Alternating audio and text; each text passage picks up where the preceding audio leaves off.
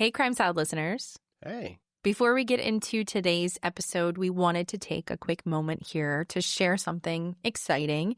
If you're heading to CrimeCon next week, make sure to stop by our table and say hi. We would love to meet you. There's still some tickets left, I think, and honestly, it's just an event that you don't want to miss. So many incredible true crime speakers and other shows will be there too. And this year, it's in Denver, Colorado, which we're just looking forward to going there in the first place and exploring. Yeah, I mean, I'm really excited too. I mean, Denver is going to be an adventure all in itself. And if you're coming, definitely come and find us. We love meeting listeners face to face. I mean, it makes this whole thing feel less like a podcast and more like a big community. Yeah. And while we're here, just a little update. We've been working on some changes behind the scenes. Ricky actually updated our whole website, and it's running, crimesaladpodcast.com. It's chugging along, barely running, but it's running. It's still there. I built this thing from scratch. And whoever was selling the domain for like $20,000 just like gave up. Yeah, they gave it back. We didn't pay that. Thank you. Now, on there, you will find our episodes, some really cool merch, and a little more about our show. We also set up a newsletter, so if you sign up, we'll occasionally send you updates and little extras. Yeah, we're not going to spam you. But check it out. It's crimesaladpodcast.com. Yeah, we got it back. Also, we wanted to take the time to give a huge shout out to everyone who's been supporting us. Whether you're a Patreon member or you subscribe on Apple Podcasts, thank you so much. Every donation goes straight back into the show. That's researching, writing, all the tools that make this all possible. And if you're interested in ad-free episodes, you can check out patreon.com/crimesaladpodcast. Really, we just want to say thank you. This show wouldn't exist without your support. Your messages, the way you share Crime Salad with friends, it just means so much to us. Yeah, we seriously can't say it enough. Thank you guys for even being here, listening to the show every week. Like, that means so much to us. It does. All right, with that, let's dive into what we promised last week. Today's story is about the Greensburg Six, and we can't just enter into this horrifying story without a warning. So today's episode does include descriptions of torture, assault, disturbing violence, and we know this content can be very difficult, so please take care of yourself and feel free to step away or skip this episode if you need to. I'm Ashley. And I'm Ricky. And this is Crime Salad.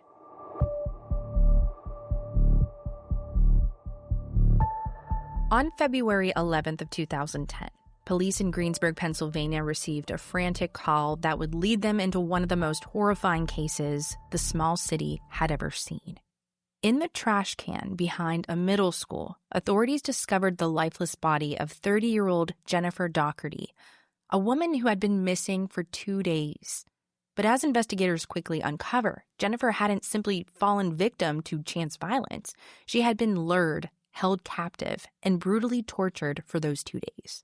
And I can't wrap my head around it. Like, who does something like this? Torture someone, strip away every bit of their dignity, and then to find out that this wasn't just one person. It was 6. 6 people. Jennifer was kind. She was trusting. She wanted a connection. She wanted to belong. And she fell into the orbit of people who exploited that vulnerability in the worst way imaginable. This case would soon be known across the country as the Greensburg Six. And today we're going to tell Jennifer's story, what led her into that apartment, what she endured, and how a community has struggled to make sense of a crime that was just so senseless and cruel ever since that day.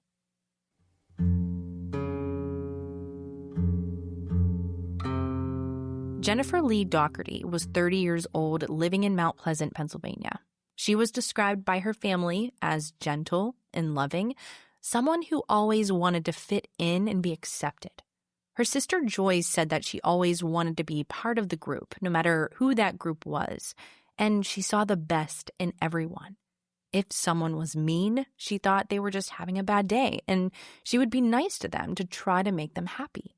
She loved wrestling, horror movies, and college football, and her mother described her as easygoing, and she loved to dance and sing. Jennifer had intellectual and developmental disabilities that made her more vulnerable than most. And according to her stepfather, she had the mental age of about 12 to 14, but it never stopped her from trying to live independently. She regularly took the bus from her home in Mount Pleasant to Greensburg, about 10 miles away, for counseling, doctor, and dental appointments, as well as to visit West Place, a community center she joined that year for other people like her. She aspired to be a chef and an auto mechanic, and had the long-term goal of living on her own one day, with plans to move into an apartment in Scottsdale. But unfortunately, that goal would never be realized. And that says a lot about who Jennifer was. She had these dreams that a lot of people take for granted. Joy said that Jennifer was excited to pick out curtains and dishes for her apartment. All she wanted was for Jennifer to have the life she deserved. And all of that was taken away from someone who was so full of light and kindness. I mean, how does this even happen? I know, and everything we'll talk about from here is honestly enraging. It's shocking and horrifying. Every word in the book that describes how awful this was. Jennifer's day went like any other. No one in her family had any indication that Jennifer was going to see such a tragic fate that day. On the morning of February 8th of 2010, Jennifer's family was getting ready to start their day. And according to Jennifer's sister, Joy, Jennifer had asked her for a ride to the bus station so she could visit Greensburg for a doctor's appointment and to spend the night at her friend Peggy's house. But Joy said no. And she later said that it wasn't her proudest moment, explaining, "It was a rough morning and I was irritated." Jennifer called later and left a voicemail and said that she was sorry and that she wanted to hug me over the weekend. "I deleted that voicemail because she irritated me again. I never heard her voice again." Wow. And I mean, there's no way she could have known what was going to happen, but I'm just sure that has to haunt her. Right. Now, Jennifer's stepfather, Bobby Murphy, he was the last family member to see her alive. He gave her $10 for the routine trip to Greensburg and drove her to the bus stop. Jennifer had left a note behind on the back of an envelope for her mother before she left the house that morning, which read, "I hope that you will have a good day at work, and I also love you very much. I will talk to you sometime later." And when Bobby dropped her off, she kissed him on the cheek, told him that she loved him, and hopped on the bus. Bobby testified that he and his wife, Jennifer's mother, had expected Jennifer to be home the following day, but that didn't happen. According to Bobby, Jennifer was not present on the bus that she was scheduled to return home on that next Tuesday afternoon, February 9th. Maybe she had simply lost track of time, but as the hours were stretching into the evening, concern started to grow into fear. Over the next 2 days, Jennifer's family, they kept calling her cell phone, but upon one of those calls, instead of Jennifer's usual voicemail, they were met with something deeply unsettling. The outgoing message had been changed. This was jarring, and it led Jennifer's family to believe that someone had stolen her phone and she was stranded in Greensburg with no way to call them. And what makes this so terrifying is that Joy said she wasn't even sure if Jennifer knew their numbers in case she had to make a phone call from somebody else's phone. Right, so they were thinking they had to go into Greensburg and start looking for her. Yeah, they had to do the legwork themselves. Now, for Jennifer's family, this was the moment that their worst fears started to feel real. Jennifer did leave her friend Peggy's phone number behind, and I can only assume that the family called that number as well, and they didn't get any responses. By the morning of Thursday, February 11th, Joy, she was ready to go to Greensburg to look for Jennifer at her normal places that she would visit with Peggy. They loved to walk around town and go to concerts in the park, so Jennifer could be anywhere.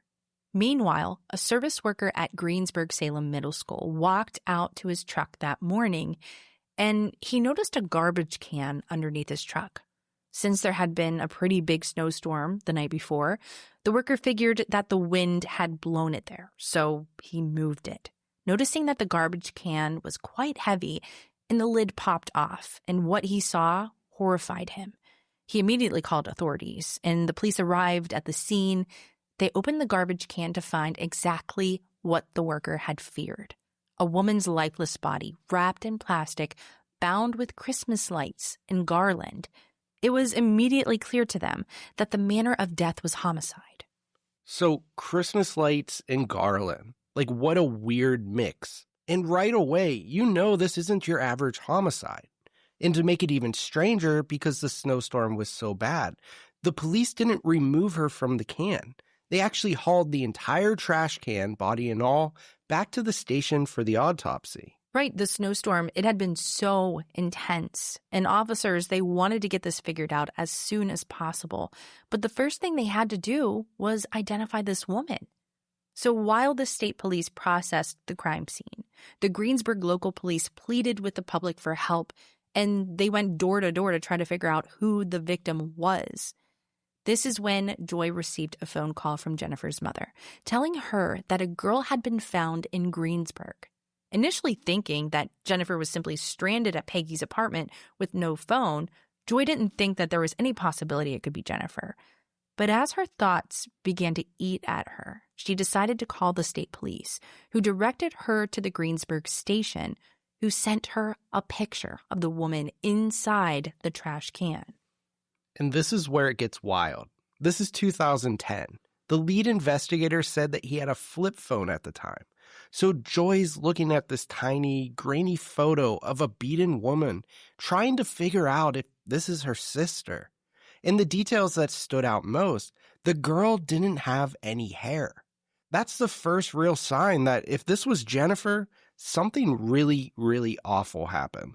Right. And can I just say how wild it is that the police were just sending civilian photos of what obviously is a tortured and murdered woman? Joy said that the face was swollen, black and blue and bloody. And in the photo, there was a cut across her neck. Joy was convinced it wasn't her, but she just couldn't be 100% sure. So she went down to the Greensburg station to see the body in person. And at that point, the family knew that this woman in the trash can was Jennifer Daugherty. As the family went home to process what had just happened, detectives continued working on the crime scene to collect evidence and find any leads. Near the middle school in a residential area, they had found a pile of garbage bags with no snow on them. Now, according to the lead detective, Jerry Vernell, they thought that this spot must be the home of the trash can that was used to conceal Jennifer's body, as these bags had obviously been removed from a trash can. So they decided to take the garbage and examine it in an attempt to find out whose garbage it was. And when you think about it, that is some really sharp detective work. They noticed a pile of garbage bags without snow and thought, maybe this is from the trash can where Jennifer was stuffed. I mean, that's the kind of details that really crack cases wide open. Yeah, the attention to detail there is just spot on. So Jerry Vernell and his colleagues, they called for a police car to come and collect the garbage bags for examination. And while they were waiting, they saw two individuals walking up to the home where these garbage bags were. And Detective Vernell recognized one of these individuals as Ricky Smyrns, someone he had dealt with many times before. So Jerry stopped to speak with him. Detective Vernell told Ricky that they were investigating a missing persons case, and they were looking for Jennifer Daugherty. Ricky, to the detective's surprise, said that he knew Jennifer and that she had stayed at the apartment that they were standing in front of on Monday night, and he hadn't seen her since then. Because of this admission, investigators immediately obtained a search warrant for the apartment. And at that point, it's like everything clicked by accident. The cops notice the trash bags, and then Ricky just happens to walk up and casually admits that Jennifer was there. And then all of a sudden, you have a search warrant, and everything just kind of unfolds from there. Yeah, and the things that they recovered in that apartment were absolutely crucial for this case. It gave a glimpse into the horrors that could have happened to Jennifer. They found a bloody crutch, an empty box of garbage bags with blood on it, a plastic bag with strands of hair in it, and numerous sharp objects. In the attic, they found a box with most of Jennifer's belongings in it, and a bloody knife, bloody clothing. All of it told the same story. Jennifer had been inside this apartment, and something extremely terrible had happened there. And what makes these findings even scarier is that Joy noticed Jennifer didn't have hair in that photo. And now police are finding strands of her hair stuffed in a bag. It's like each clue confirms this nightmare. Yeah, it really makes you question, in Joy's perspective, what the hell happened to her sister? Mm-hmm. And because of all of these puzzle pieces that were very suspicious, Ricky was immediately brought in for questioning. While this was happening, Jennifer's family continued to call Peggy's phone number that Jennifer had left behind. And on the afternoon of February 11th, she finally answered. Peggy said that Jennifer had left her on Monday and she hadn't seen her over the past couple of days. But Joy was immediately suspicious of this story, saying in later interviews that she knew Peggy knew more than what she was explaining in this phone call. So now we can assume that Peggy is one of these so-called Greensburg Six, because investigators came to find out from their discussion with Ricky that he shared this apartment with Peggy. So this was the apartment that Jennifer told her family she was going to stay at on February 9th. That means that we already have a contradiction. Yeah, exactly. I mean, Ricky says Jennifer was there Tuesday night, but Peggy says she left Monday. Exactly. Somebody's lying. And investigators would come to find out that Peggy and Ricky, they did share this apartment, but they weren't the only two that were staying there. Ricky's friend, Angela Marinucci, who was with him when they encountered detectives outside the apartment, was staying there as well. And on top of that, Ricky Smyrns had invited his two other acquaintances, Melvin Knight and Amber Meidinger, to stay there on February 8th since they had been homeless around that time. Finally, Peggy had met a man online, Robert Masters, and she invited him to come to Greensburg from Michigan and to stay with them as well. So 6 people were living in this apartment together, the people that would later become known as the Greensburg Six. Yeah, so 6 people crammed into one apartment. Jennifer just walks right in and she thinks she's with these friends. I mean, she never stood a chance. So it makes me wonder, is Peggy the leader of all of this? I mean, Jennifer told her family that she was going to stay at Peggy's house. And then when she got there, she was encountered by much more than just Peggy. So it seems like Peggy was Jennifer's connection to everyone else in this apartment. Well, not necessarily. So as we mentioned before, Jennifer had become involved with a community center in Greensburg that year and had met both Peggy and Angela there. Through them, Jennifer had become acquainted with Ricky Smyrns and had taken a liking to him. According to Joy, Jennifer had been talking to Ricky romantically in recent weeks and had some kind of relationship with him. So it's confirmed that Jennifer was at least good friends with 3 of the people in this apartment. Okay, so this wasn't some random abduction. These were people that Jennifer trusted. I mean, people that she thought cared about her. And that, to me, makes it so much worse. Right. Why turn on to someone who trusted you, who clearly just wanted to belong? It just makes no sense. Jennifer, she wanted to fit into any group, like we said. No matter what it was, Jennifer, she just had this kind heart. She saw the good in everyone. And what happened to her is just so messed up. Exactly. And this is what Jennifer's family was trying to wrap their heads around. Why would Jennifer's friends do this to her? And to find that out, we have to go back to Ricky's interview following the search warrant. Right. So detectives, they interviewed him and recorded a 62-minute taped confession in which Smyrns admitted to cutting Jennifer's wrists, helping dispose of her body, and cleaning up the crime scene, though he denied delivering any fatal wounds himself. And one of the key interrogations that followed was Amber Meidinger, where she revealed a positive motive for the horrors that took place starting on February 9th. According to her, the group's dynamic intensified based on a love triangle between Jennifer, Ricky Smyrns, and Angela Marinucci, who, by the way, was a senior in high school at the time. What the hell? According to Detective Vernell, Angela was absolutely smitten with Ricky, and Jennifer was getting in the way, and that's how the plan to lure her to the apartment began. Now, from there, there's very limited public information available about the police interviews with these 6 people who were in this apartment, aside from what later emerged during court proceedings. From the sources we have, most interview content came into the public domain through trial testimony and court reporting. So we'll get into those details a little later. But what lead detective Vernell did say was that according to them, they had called a family meeting and had decided to bring her to the apartment to basically humiliate her. That's fucked.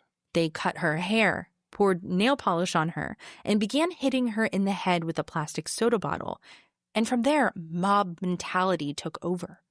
After a day and a half of torturing and sexually assaulting Jennifer, the six gathered for another family meeting and had come to the conclusion that if they let Jennifer go, that she would report it to the police and they would be held responsible.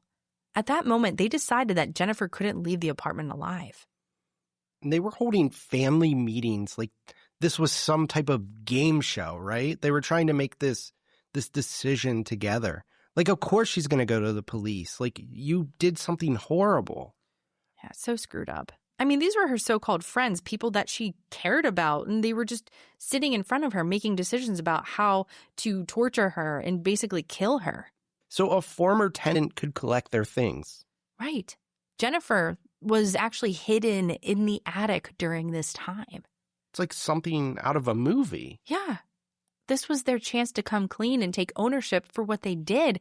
But instead, they decided that she needed to die. It's completely disgusting. Yeah. That's why they need, like, the worst punishment possible. And this is also extremely devastating, as you can imagine, to Jennifer's family. Joy recalled in an interview getting a phone call from the district attorney on February 12th, the day after Jennifer's body was found. And the attorney informed Joy that arrests had been made in connection to Jennifer's killing. And she asked her to get out a piece of paper and a pen to write down both the names and the dates of birth of those who were arrested. Confused, Joy did so, and she listened in horror as the district attorney read out the 6 names of the people who were all responsible for Jennifer's death. She couldn't believe that these people had all agreed to do this to her, let alone that Peggy, Angela, and Ricky were involved. She said that the idea that 6 people could find each other and agree to do this just astonishes me. I can't get 6 people to commit to one place to go out to eat on a Friday night. I can't imagine 6 people making the decision to kill someone. So from here, detectives learned from the interviews that Ricky and Melvin were the ones who killed Jennifer in the bathroom of the apartment by stabbing her and cutting her neck with a knife. According to Jennifer's autopsy report, numerous injuries were uncovered, both offensive and defensive wounds, as Jennifer tried to fight off what was happening to her. The injuries to her entire body made it clear that, according to a forensic detective, it had been a long process before she had died, and that she had fought for a long time. Detective Vernell said it was the most horrific thing he had ever seen done to another human. They could have stopped over and over again, but they just didn't. And that's the crazy part to me. They had so many opportunities for just one of them to step up and say, stop, what we're doing is wrong. But no one did. And Melvin, he just moved in the day before, and somehow he had been convinced to kill a woman that he didn't even know in a bathroom. So how does that even happen? And we always have one person who pushes things further than everybody else. So who was really driving this?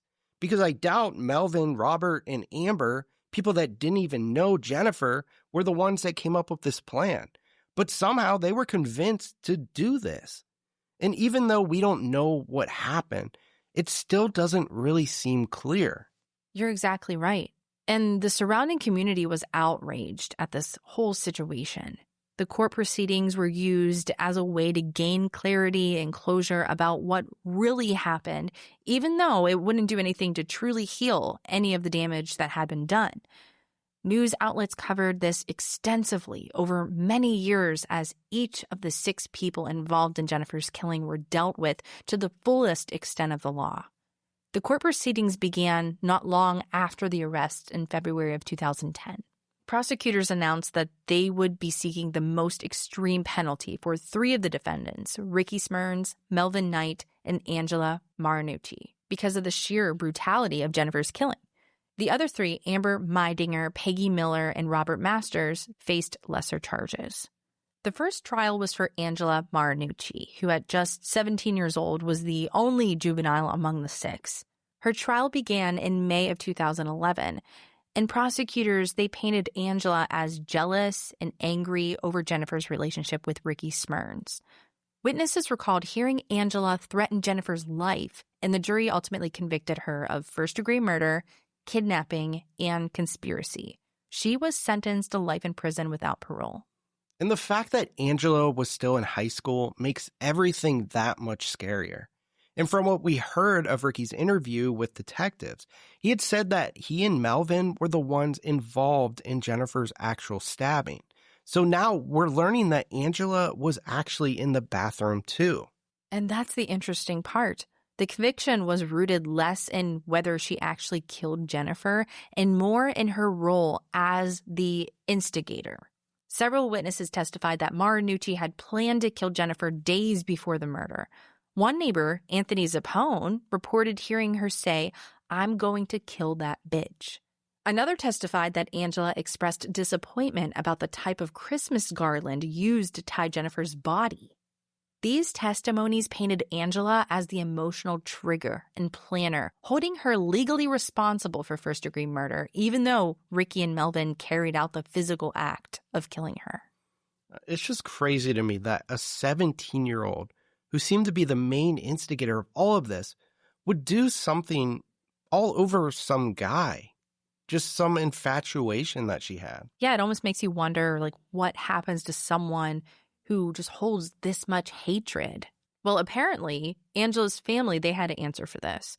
So according to them, Angela had a brain injury when she was a child, which sent her on a downward spiral into the kind of behavior we're seeing now. The behavior that led to such a horrifying event. And we don't know for sure if this explains any of what Angela did, but it's interesting. After Angela's 2011 conviction, the focus shifted on Melvin Knight. So in April of 2012, Knight pleaded guilty to first-degree murder, along with related counts of kidnapping and conspiracy. The court moved straight into a penalty trial to decide his fate. Over nearly 2 weeks in August of 2012, jurors heard the state's evidence, which was the autopsy, the crime scene photos, forensic testimony, and a step-by-step account of what happened inside this Pennsylvania Avenue apartment. Reporters noted that the jury saw graphic images and heard that Jennifer had been stabbed and cut multiple times, including stab wounds to the heart.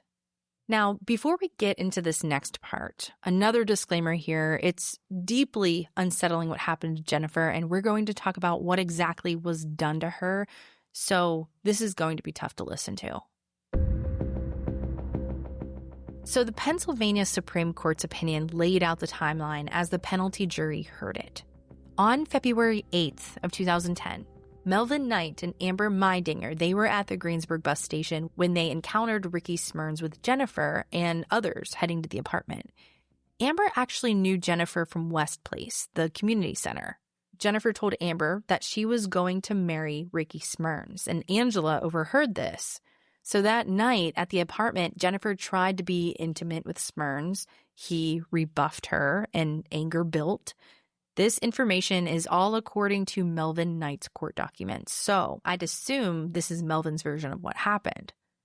Now, the following day, the group decided to humiliate Jennifer in retaliation to her advances toward Ricky. They dumped mouthwash on her belongings, they hit her with empty soda bottles, and Melvin grabbed and choked her until she fell crying. And when Angela arrived, she and Amber slammed Jennifer into a metal towel rack, striking her in the chest and the head. Melvin and Ricky then dumped spices and oatmeal on her, sent her to shower, and when she emerged, Melvin forced her to undress, threw her clothes out the window, cut off her hair with Ricky's help, and made her clean it up. The court document then stated plainly that Melvin Knight sexually assaulted Jennifer. That night, Angela decided to stay over. Melvin, Amber, and Ricky, they walked Angela home to get her medication and ordered Robert Masters and Peggy Miller to keep Jennifer from leaving. When the group returned after a call saying that Jennifer tried to leave, the beating resumed and Jennifer was given prescription pills. By the next morning, Jennifer kneed Angela, who then falsely claimed that Jennifer had killed her baby, even though she was not pregnant at the time.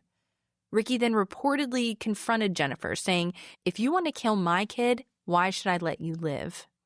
So Angela was falsely claiming that she was pregnant, and apparently Ricky believed it was his kid, which fueled all of this rage towards Jennifer. Yeah. And let's remember that Ricky was 23 at this time, and Angela was a senior in high school. And even though Angela is painted as the main aggressor in the beginning, we'll see that Ricky is much more involved than initially believed. Apparently, Ricky called a family meeting to discuss what to do with Jennifer next. Then came a sequence that the court described as forced ingestion and continued torture. And this part is really hard to hear. They hit her with a towel rack and forced her to drink urine. And then a second concoction was made with feces and urine. Then a third mixture of detergent, water, and medication, each time striking her with the towel rack until she obeyed or vomited. At some point, they bound Jennifer's ankles and wrists with Christmas lights, wrapped garland around her ankles, and smeared nail polish on her face. Then Ricky convened another family meeting where they decided to kill her. Ricky then forced Jennifer to write a suicide note and told her that they would stage her death as a suicide. So they decided to stage her death as a suicide? I mean, she's been tortured for days beyond recognition, sexually assaulted and drugged. So these people aren't just demonic, they're also cowards. I mean, they literally had a family meeting to decide if she should live or not. It's just insane. Yeah, it's demonic. The Supreme Court recounted that Ricky handed Melvin a knife and told him, "You know what to do." They both took Jennifer to the bathroom, forced her on her knees, turned off the light, and Melvin stabbed her in the chest multiple times, slicing her neck. And when Melvin came out saying she hadn't died yet, Angela said to finish it. That's when Ricky went in, cut Jennifer's wrists, and then he and Melvin strangled her with Christmas lights. I don't know. This whole case reminds me of some like weird, cringy, like mid-2000s horror movie. Yeah. The family meetings alone to decide what to do, and it's just like what are these people doing all day long? I don't know. So after all of this, another family meeting was held to decide what to do with the body.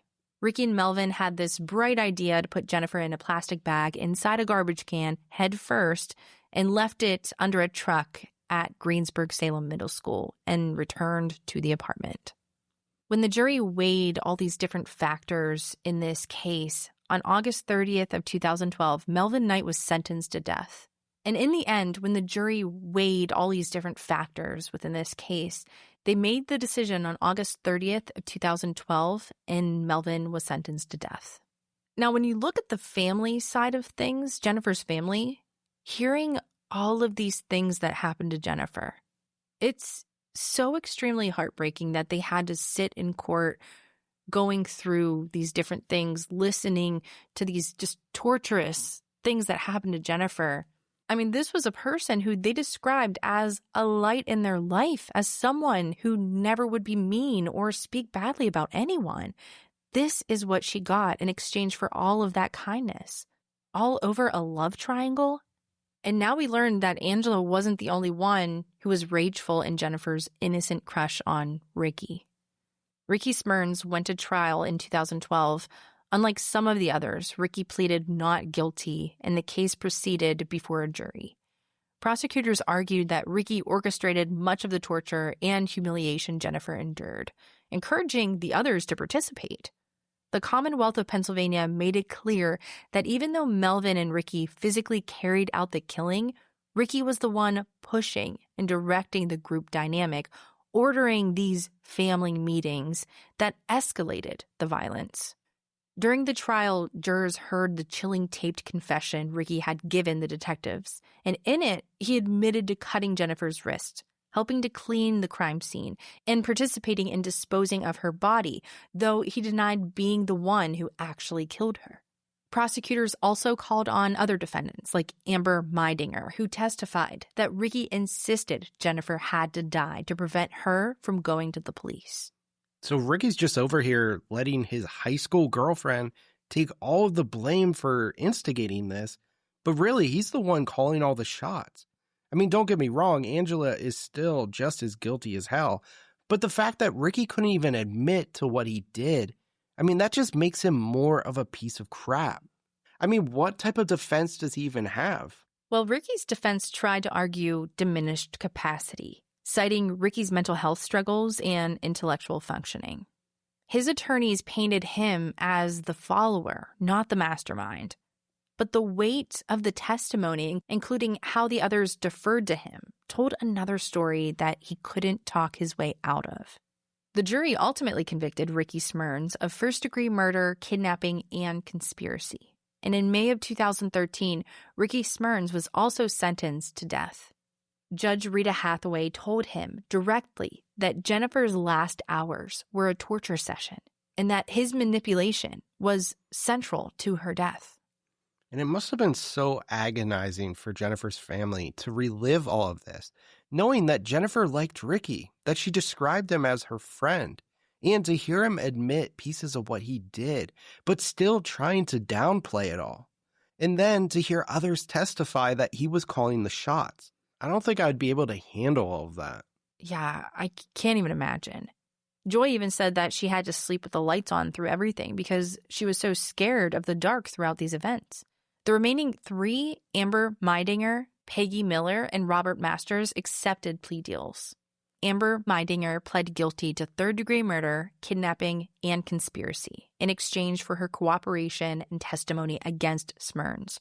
She was sentenced to 40 to 80 years in prison. Peggy Miller also pled guilty to third-degree murder and kidnapping. She was sentenced to 35 to 74 years. And Robert Masters, who played more of a supporting role by keeping Jennifer captive while the others were away, received a sentence of 30 to 70 years after his guilty plea. Each of them admitted their part in the torture and confinement, and in the end, all six were held accountable in some way. I mean, in a way, I'm glad that the family was saved from what could have been years of sitting through this stuff. I mean, we've had cases in the past where, court can go on for decades. Yeah, I mean, that could have been 6 long, grueling trials. After Ricky Smyrns and Melvin Knight were sentenced to death, both men went through years of appeals. For Ricky Smyrns, his attorney appealed in 2015 to the Pennsylvania Supreme Court, and they argued that his mental health issues and intellectual disabilities should have prevented a death sentence. They also claimed jury bias and ineffective assistance of counsel. The court, however, upheld his conviction and sentence. In its opinion, the justices noted the overwhelming evidence of Ricky's leadership role in Jennifer's death, describing him as the dominant voice in the group. Later, in 2018, Ricky's post-conviction relief appeal was also denied, leaving his death sentence in place. Now, for Melvin Knight, his sentence was initially upheld in 2014, but in 2019, the U.S. Supreme Court ordered a new sentencing hearing because of issues with how jury instructions had been given. That led to a second penalty trial in 2020, where a new jury again heard the evidence and again sentenced him to death. The Pennsylvania Supreme Court affirmed that outcome in 2020, meaning Melvin Knight remains on death row today. So 2020, a decade after this case, and it's still ongoing in a sense. Yep. Years of reliving what happened to Jennifer all of those years ago. And this on top of the fact that Angela also appealed her life sentence because she was only 17 at the time of this crime. Exactly. Her case was affected by U.S. Supreme Court rulings on juvenile life sentences. In 2022, her sentence was reduced to 60 years to life, which means she will be eligible for parole in 2070. And you're right about Jennifer's family. Through every trial and appeal, they were there. They sat in the courtroom listening to the details of what had been done to Jennifer, and they spoke out during sentencing and hearings. Jennifer's mother, Denise, told the court that Jennifer was gentle and trusting and that her killers had taken away her biggest dreams in life. Denise reminded the jurors that Jennifer's disability made her vulnerable, and these people took advantage of that. At Melvin Knight's sentencing, Denise said directly to him, "You murdered my daughter, but you cannot take away her soul. She is with God, and you will never see heaven." Joy was the most outspoken throughout court proceedings. At Angela Marinuti's trial, Joy said that she couldn't comprehend how 6 people could get together and do this, and reminded the court of Jennifer's excitement to pick out curtains and dishes for her apartment during Ricky's trial. During the guilty pleas of Amber Meidinger, Peggy Miller, and Robert Masters, Jennifer's family again took the opportunity to speak. They described how each hearing forced them to sit through graphic details of Jennifer's torture, reopening wounds that never really healed. Denise said in court, "Every time I close my eyes, I see my daughter's face. I can't get it out of my head what they did to her." And this continued with the appeals. I mean, a decade of sitting through this stuff. You just have to be fed up. But they were still at all of these appeals hearings, and the family gave statements about how traumatizing the process was. Joy told the press that Melvin Knight's new penalty trial was like ripping the scab off a wound that never heals. "We've lived this nightmare for 8 years, and we're forced to live it again." And when Angela Marinucci was resentenced in 2022, they were there again, and Joy said, "My sister trusted people. She always wanted friends, and it was that trust that led her to her death. We live with that every day." The family has said that they will never know closure in this case. They will only know the burden of carrying Jennifer's story, making sure that the world never forgets who she was and what was taken from her. Thank you all so much for listening to this week's episode. Please share Jennifer's story. The more people that know her name, the less likely it is that she'll ever be forgotten. We'll be back with another episode next week. Until then, stay safe, and we'll see you next time.